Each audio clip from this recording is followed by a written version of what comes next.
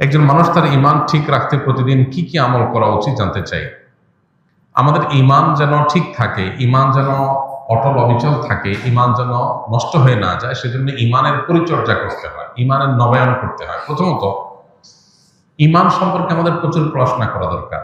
ঈমান নিয়ে বহু বই পুস্তক আছে, বাংলায় অনেক সুন্দর সুন্দর বই আছে ঈমান নিয়ে। একটা বই আছে ঈমান সবার আগে, আব্দুল মালিক সাহেবের বই, আরো বেশ কিছু বই আছে। তো এই ঈমান নিয়ে আমাদের বইগুলো পড়া দরকার। কিতাবুত তাওহীদ আছে, বাংলা অনুবাদ হয়ে গেছে। তারপর তাকওয়াতুল ঈমান আছে, বাংলা অনুবাদ হয়ে গেছে। তো ঈমান নিয়ে আমাদের বইগুলো যত বেশি পাঠ করব, তত আমাদের ঈমান নষ্ট হওয়ার কারণ কি, ঈমানের জন্য ক্ষতিকর বিষয় কি, ঈমানের মূল বিষয়গুলো কি, সেগুলো আমরা জানতে পারবো। এগুলো যত বেশি জানা যাবে, তত বেশি ঈমান সেভ করতে পারবো, নিরাপদে রাখতে পারবো।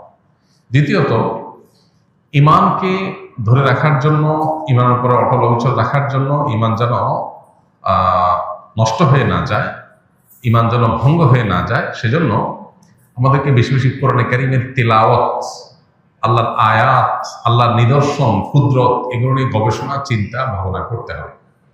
আল্লাহ বলেছেন ওয়াইদা তুলিয়াত আলাইহিম আয়াতুহু যাদাতহুম ঈমানা।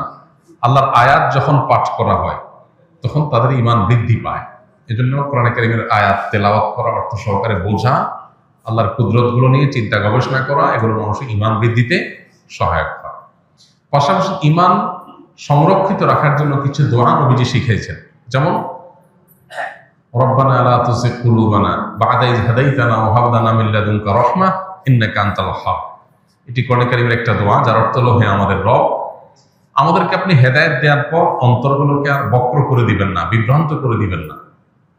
আপনি সবকিছু দানশীল, সবকিছু দান করে থাকেন। এখানে ঈমান যেহেতু আপনি দিয়েছেন আল্লাহ, আর আমি যেন বেঈমান হয়ে না যাই, আমি পথচ্যুত হয়ে না যাই, এই জন্য আল্লাহর কাছে দোয়া করা হয়েছে। এটা গুরুত্বপূর্ণ একটা বিষয়।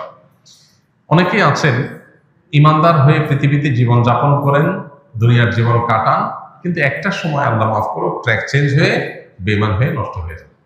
বিশেষ করে গোটা পৃথিবীতে কিয়ামত যত নিকটবর্তী হবে, ঈমান ধরে রাখা তত চ্যালেঞ্জিং হবে, তত টাফ এবং কঠিন হবে। কারণ ঈমান নষ্ট করার জন্য হাজারো আয়োজন আছে, যেটাকে আমরা আমাদের জন্য উন্নতি, অগ্রগতির বিষয় মনে করি।